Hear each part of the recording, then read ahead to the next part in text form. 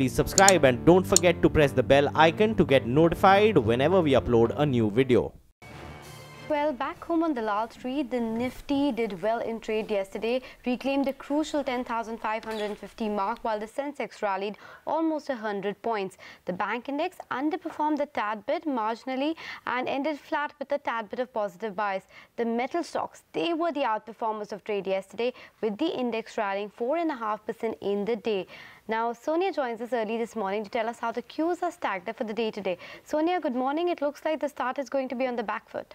Yes, it does. In fact, the SGX Nifty is suggesting that the market would be down in early morning trade. That's also because the global market cues have been slightly subdued. We saw the Dow fall overnight. It fell about 85 odd points or so, and that perhaps could put pressure. It's also Friday, so getting into a weekend, you don't know if, traders would want to keep any positions open. However, the overall trend is on the upside. We've seen it through the course of this week, except one day. Most of the days, the market had an up move, and now the 10,500 mark has been crossed. Traders say that this 10,580 to 10,625 level could act as a resistance zone for the Nifty. So if this zone is taken out, then a further uptrend could be seen. In terms of the numbers, the domestic institutional flows continue into our markets. So yesterday we saw DIIs buy almost 450 odd crores, although FII selling continues. The additional good part is that oil has come off a tad bit, so it's down from that 3.5-year high. The oil producers met in Saudi Arabia and they said that the global glut of crude supply has vanished. So let's see how that progresses. For now, at least it's not escalating further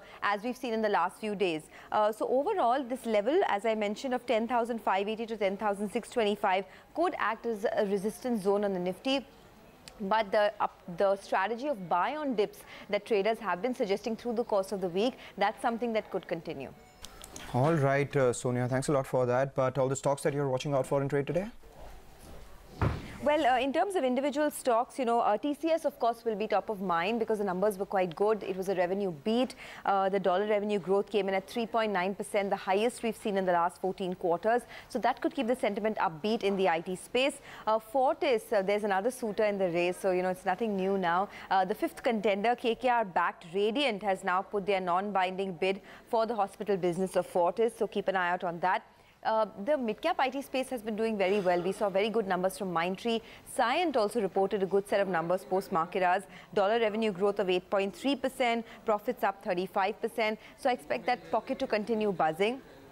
Ever Ready, there's a 171 crore penalty imposed on the company in the cartelization case. But we did see a good set of numbers come in post-market hours from a couple of companies. So Mahindra CIE reported very good numbers, revenue growth of 32%, profit growth of 130%. So I expect that stock to be in the green. Bharat Seeds also reported a good set of numbers this time, revenue growth of 13%, profits almost doubled this time around. And a couple of these pharma companies could be in focus. Aurobindo Pharma has got the US FDA nod for the anti-inflammatory drug ibuprofen, so keep an eye out on that. And in terms of results today, Indiabulls Housing will be the most important one. Apart from that, just smaller ones like Saskin, etc. will be coming out with numbers today. Okay, Sonia, thank you so much for that. But let's just focus. The monetary policy in June might see one more vote in favor of a rate hike, that of Reserve Bank of India Deputy Governor Viral Acharya. Lata Venkatesh is here to give us more in-depth understanding of the minutes of the 10th monetary policy. Good morning, Lata. You tell us more? Yeah, actually, the governor sounded very, very neutral as the policy was. He said he saw upside risks to inflation, but he would wait for data. But DG Acharya went on to say that he sees enough growth impulses and inflation impulses to move from neutral to a stance which he calls withdrawal of accommodation. Withdrawal of accommodation in central bank language means I want to hike rates. The point is, the other third member of RBI has always been more hawkish, and Michael Patra voted for a rate hike even in the policy. It was a 5:1 where Patra was the one who was voting for a rate hike. So now with Viral Acharya moving to what looks like a withdrawal of accommodation, you have within the RBI two rate hike voters and one neutral. In the other camp as well, Chetan Ghate, the external member of the three external members, sounded again like he's on the verge of hiking. He says hawkish growth signals are, growth signals are very strong, and the twin threats of MSP and crude can push up inflation. So I'm just holding out for the moment, seems to be his mood, which makes it 3 people who can vote for a rate hike. Of course, Pamidua and Dholakia, the other 2 external members, were neutral. So it's an unnatural situation in RBI that 2 of the RBI members say yes, but the governor says no. It's a little unnatural. So, but the market is still going to be a little worried, because after the policy, the feeling was that there is no rate hike in 2018, maybe not even FY19. So till March, people were writing things off. This completely changes that, and it looks like it could be as early as even August, if not June. By August, you will even know the MSP numbers. The bond yields at 7.63 are definitely going to look at something like 7.7. Quite separately from all this, I want to put another data on the table. The NDF market, that is the rupee which is traded outside, is already trading at 66. Just to put that as one of the points that should have been in Sonia's market indicators. All right, Lata, we'll keep an eye out on that. Thank you for making sense of that data. We will take a short break, come back. We'll focus on TCS. Delivers on its earnings in the 4th quarter. We'll do the number crunching on the other side. Stay with us. Now, Tata Consultancy Services. They've delivered in the 4th quarter. The IT giant reported a dollar revenue growth of nearly 4%. The highest quarterly revenue growth posted in the last 14 quarters. For FY18, TCS saw its revenue grow by 11%. Rima is here to decode the earnings. And remember, there was also that bonus sweetener that came in. Yes, it's been a very strong quarter from TCS this time, a beat compared to street expectations in revenue. But more importantly, the commentary for FY19 is also very optimistic. So a quick run through of the numbers. Dollar revenue growth is seen growing at 3.9% on a quarter-on-quarter basis versus expectations of a 2.5% growth in constant currency. The companies delivered a 2% growth. We were expecting a 1.2% growth in constant currency. They managed to maintain their margins, improve it by 20 basis points to 25.4%, driving a profit growth of 5.7% on a quarter-on-quarter basis. But the outlook for FY18 is, quite positive by the management. They indicated that FY18 was a turnaround year. The company hit a double-digit year-on-year growth rate in dollar revenue in Q4, and they're looking at the next year with a lot more optimism. BFSI, the critical vertical which contributes 32% of their overall revenues, they said that as of now they sound a lot more optimistic. Client conversations suggest that things could pick up, but they will wait for the Q1 numbers to validate that. But the other verticals are growing quite smartly, like retail, for instance, saw an 8% plus growth on year-on-year basis in constant currency. So on the whole, TCS has had a good run-up. It's rallied 18%. It's trading at expensive valuations, but the numbers and the commentary is quite positive. We are glad to announce that we are back to double-digit trajectory on our dollar revenue growth, as we have been speaking about for the last couple of quarters. It is our 3rd highest or 4th highest across all quarters in our history. So we are very happy with the dollar growth that we have seen.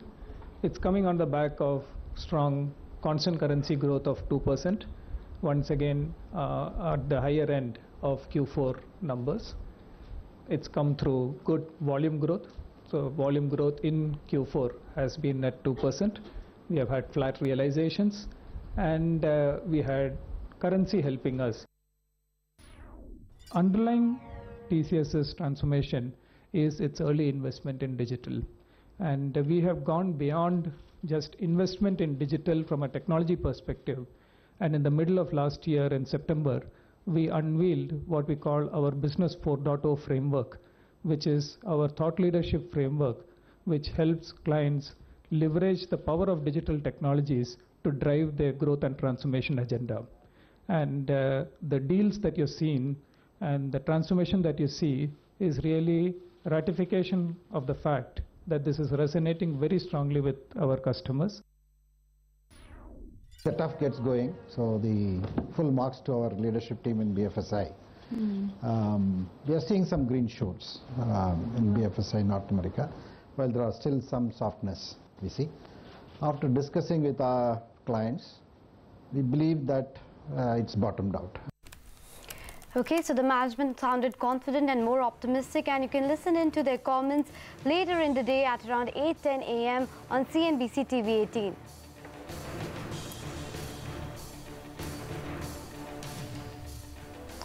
Okay, moving on to another stock that continues to remain in focus, and that is Fortis Healthcare. Now remember, the board was under fire from FIIs like Eastbridge, which stopped short of making any decision on the suitors for a deal. Now Fortis has announced the formation of an independent advisory committee headed by former PwC chairman Deepak Kapoor for evaluating the binding offers by April 26th. Nisha Poddar gets us the details. Nisha, over to you. Fortis board under fire from some of the large shareholders questioning the legitimacy of Fortis board, stopped short of taking any decision on the buyer for Fortis Healthcare. In fact, to make the entire process more legitimate and more credible, they have institutionalized now an independent committee which will be advising the board on the bids, but only binding bids are going to be considered. And right now in the race are only TPG Manipal as well as Munjal and Burman's offer. But remember, many more can come in the fray. Like sources with direct knowledge share with us that KKR-backed Radiant has made an offer after the board meet got over. It's non-binding in nature, but in terms of valuations higher than any other bid on the table. 10,000 crore rupees for the entire Fortis hospital business, and that includes RHT as well. And the implied value of per share of Fortis comes to 165 rupees per share. In fact, KKR Radiant is open to doing a quick due diligence and putting in a binding bid in the stipulated time period as well. So 26th April is when we have to see, but before that there could be some action and there could be more bids and binding bids really coming Fortis Healthcare's way. In fact, I spoke to the director of Fortis Healthcare, Brian Tempest, and questioned him on the board's outcome and also what shareholders have questioned. We have very clearly got a binding offer which came from Manipal, because that is the first deal and that's the one, the contractual terms that we signed. And you will also be aware that we also have an offer that came from the Dabo Hero Honda family combined, and that had got associated with it no due diligence. So that is also a binding bid. So what we're saying is that whatever is the binding bids that are available with us on the 25th of April, when the advisory committee actually sits down, those are the ones that we will actually focus on, and the best one from there will be sent to us the next day on the 26th to the board meeting of Fortis Healthcare, and then it will go to the shareholders. Well, Brian, the other names like IHH and Fosun are global big names. Do you not think that they should be given time for due diligence till 25th of April to really come up with a binding offer? Actually, I think now is the time to focus the management of Fortis on the performance of making the hospitals more efficient and improving the results of the Fortis business. And I think now is the time to make sure that they're not distracted by financial issues or by these transaction issues, and we want to come to a conclusion. So the plan is, as we've mentioned, we're going to focus on the binding bids which are there. We've now got some binding bids that have improved, so it's not only the original binding bid, but it's got an improved binding bid, and these are the ones that are actually going to be considered on the 25th by the advisory committee. The shareholders have really questioned the legitimacy of the board, and they have also said that this board should be dismantled and new independent directors should be on the board of Fortis Healthcare. Given this scenario, how much do you think your decision will go down well and pass the muster of these shareholders? Well, you know, Eastbridge is, as I mentioned, is a very valuable shareholder of Fortis. And as its shareholding is over 10%, then they clearly have the right to ask for an emergency extraordinary general meeting, and they to put their case in front of the shareholders.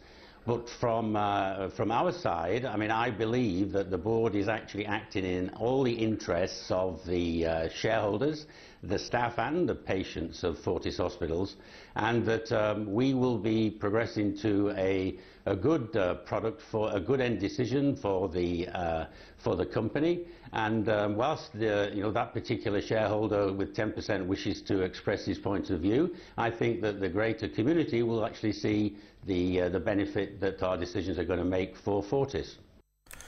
All right, then let's take a short break. Come back, we'll get you an analysis of how Reliance Jio is impacting the telecom sector.